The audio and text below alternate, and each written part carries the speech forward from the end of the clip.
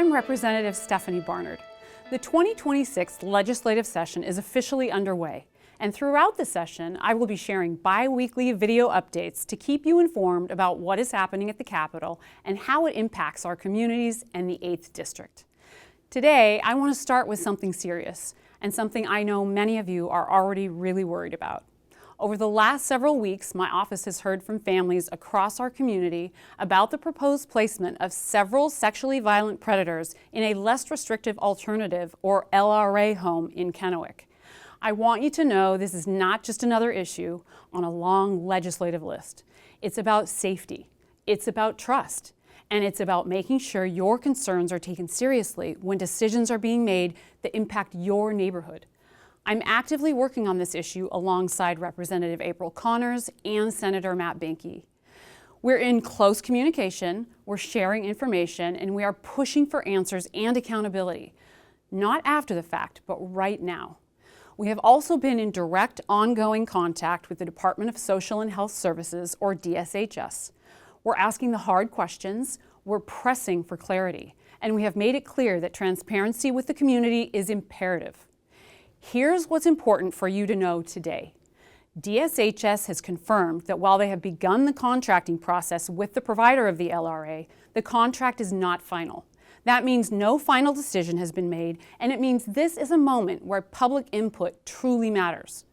So if you've been asking yourself whether to speak up and if that'll make a difference, I want you to hear this. Yes, it can make a difference. Here are a few ways to make your voice heard.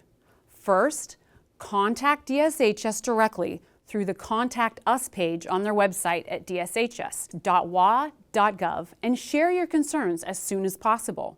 Second, reach out to legislators across the state. State law shapes how the placement of LRAs happen, and the lawmakers who write those laws need to hear from the people living with those consequences. You can find contact information for all House and Senate legislators at leg.wa.gov by clicking the Legislators tab. Third, urge lawmakers to move forward with legislation that strengthens notification, transparency, and community protections when LRA placements are proposed. That includes House Bill 2349 to improve notifications when sexually violent predators are released or discharged. House Bill 2533 and its Senate companion add safeguards and also strengthen procedures around LRA placements, as well as Senate Bill 5846, which focuses on stronger community notifications and protections. These bills exist because communities like ours have said, the current system is not working and we, your legislators, are listening. Specifically, we are fighting to expand the safety buffer around our children. We want to require courts to mandate a minimum distance of 1/2 mile, rather than the current 500 feet between these residents and any school or childcare facility. We are also insisting on local, effective supervision. We are also proposing that the supervising correction officer's primary work location must be within 50 miles of the placement, ensuring that they are close enough to provide real oversight. And finally, we must protect our family-dense neighborhoods. So we're calling for a prohibition on placing LRAs in any area where the ratio of children to adults is higher than the state average. Beyond legislation, Representative Connors, Senator Boehnke, and myself have met with city leaders from Kennewick, Pasco, Richland, and West Richland to talk through what's missing in current law and how local communities can have a stronger voice before decisions are made. We are working on a broader package of changes this session to close those gaps. The gaps that leave families feeling blindsided and local governments with too little authority. We're also working to schedule a community town hall so that you can ask questions, share your concerns, and be heard directly. I will share details as soon as they're confirmed, but please tentatively mark your calendars for Monday, January 26th at 6:30 p.m. This is going to be a virtual town hall, and there will be more details to follow in the next day or two.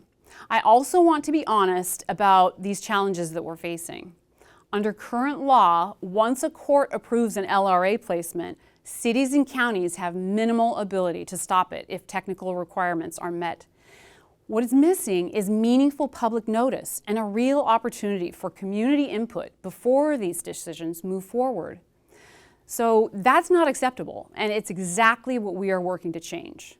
Public safety matters. Your voice matters, and you deserve a process that respects both. We will also be meeting with Governor Ferguson in the next couple of days to discuss the next steps. I'll keep you posted on the outcome of that meeting. If you have any questions or concerns, please reach out to my office. I also encourage you to follow my official legislative Facebook page, and you can find the link on my website and visit representativestephaniebarnard.com to stay informed throughout session. And if you want regular, timely updates straight to your inbox, I invite you to sign up for Barnard's weekly session snapshot. It's my email updates that break down what's happening at the Capitol and what it means for you. Thank you for taking the time to watch, for speaking up, and for staying engaged. I'll be back soon with another update. Take care.